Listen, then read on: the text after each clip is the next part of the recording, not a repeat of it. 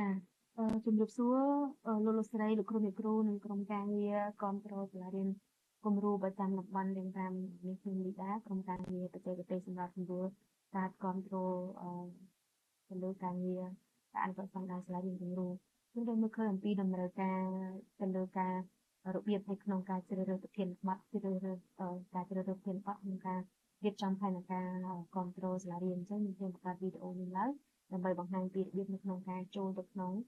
ប្រព័ន្ធជ្រើសរើសចាអញ្ចឹងនៅក្នុងការជ្រើសរើសពេលដែលចូលបានក្នុងផ្ទាំងហ្នឹងហើយលោកលោកស្រីសូមធ្វើការជ្រើសរើសតំបន់ចានេះគឺខ្ញុំយកតំបន់5អញ្ចឹងនៅពេលដែលយើងជ្រើសរើសតំបន់ទៅវានឹងលោតប្រព័ន្ធនឹងលោតពីទិន្នន័យក្នុងតំបន់5ទេអញ្ចឹងតោះមកយើងជ្រើសរើសយកខេត្តចាបន្ទាប់ពីជ្រើសរើសយកខេត្តហើយលោកលោកស្រីអាចជ្រើសរើសយកសាលារៀនចាហើយនឹងជ្រើសរើសយកប្រភេទអ្នកដែលចង់ទៅចុះគ្រប់គ្រងអញ្ចឹងនៅក្នុងនេះយើងជ្រើសរើសយកពីរគឺគ្រូបង្រៀនហើយនឹងប្រធានក្រុមបច្ចេកទេសអញ្ចឹងនៅពេលដែលយើងបានជ្រើសរើសសាលារៀនគោលដៅដែលយើងចង់ចុះគ្រប់គ្រងហើយគឺឧទាហរណ៍ក្នុងនេះយើងជ្រើសរើសយកវិទ្យាល័យពួកយើងជាតម្រូវការដែលនៅក្នុងសាលាពួកតែប៉ុណ្ណោះហើយតម្រូវការដែលត្រូវការខ្ពស់ខ្លាំងជាងគេគឺនៅក្នុងកម្រិតលំដាប់រៀនទី2នៅខាងលើគេហើយនឹងដល់មកតម្រូវការបន្តគឺនឹងលោតនៅក្នុងលេខរៀងបន្តចា៎អញ្ចឹងនៅក្នុងការយកតម្រូវការក៏ដូចជាប្រធានបទដែលបានពីការបំពេញស្វ័យរៀនហើយរបស់សាលារៀនយកទៅរៀបចំផែនការគ្រប់គ្រងប្រចាំ3ខែនោះគឺលោកលោកស្រីអាចជ្រើសរើសយកឧទាហរណ៍នៅក្នុងនេះមានប្រធានបទ3ចាដែលត្រូវអាចយកទៅគ្រប់គ្រងបាននៅក្នុងខែទី1ដល់ពេលខែបន្ទាប់យកប្រធានបទ3ទៀតឬក៏2ទៀតផ្អែកទៅលើខ្លឹមសារដែលលោកលោកស្រីគិតថាតើគ្រប់គ្រាន់ទេទៅលើពេលវេលាហើយនឹងចាសាលារៀនដែលត្រូវគ្រប់គ្រងនឹងឧទាហរណ៍ថាក្រុមការងារស្នើឲ្យរៀបចំ3ខែ3ប្រធានបទអញ្ចឹងជ្រើសរើសប្រធានបទដែលកំពុងគេដែលទៅចុះលើកទី1គឺប្រធានបទឧទាហរណ៍ទី1ការបង្រៀនតាមលំនាំវិទ្យាសាស្ត្រប្រភេទទី2ដាក់ការបង្រៀននឹងរៀនតាមដោយពីយកក្នុងធានបទទី3បង្រៀនតាមគំរូ 5E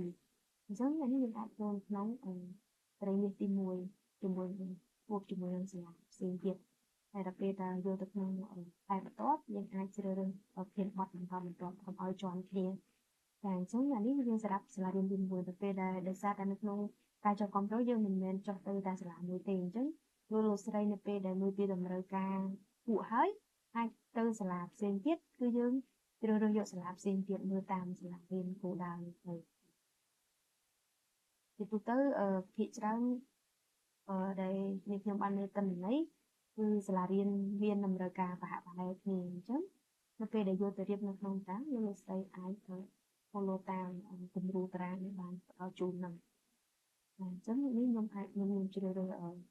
សទៀតទៅលើវិទ្យាល័យអង្គរ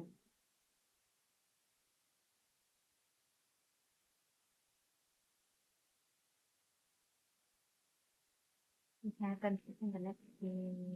ប្រការពេលបន្តិចអញ្ចឹងតើតើមួយការជ្រើសរើសបន្តបន្ទាប់គឺมันខុសគ្នាទេគ្រាន់តែលោកស្រីដែលចង់គ្រប់គ្រងទៅសាលារៀនណាមួយដែលដែលលោកស្រីគិតថាត្រូវការចុះទៅតាមផ្អែកតាមផលកន្លងមកផ្អែកតាមអ្វីដែលសាលារៀនអត់បាន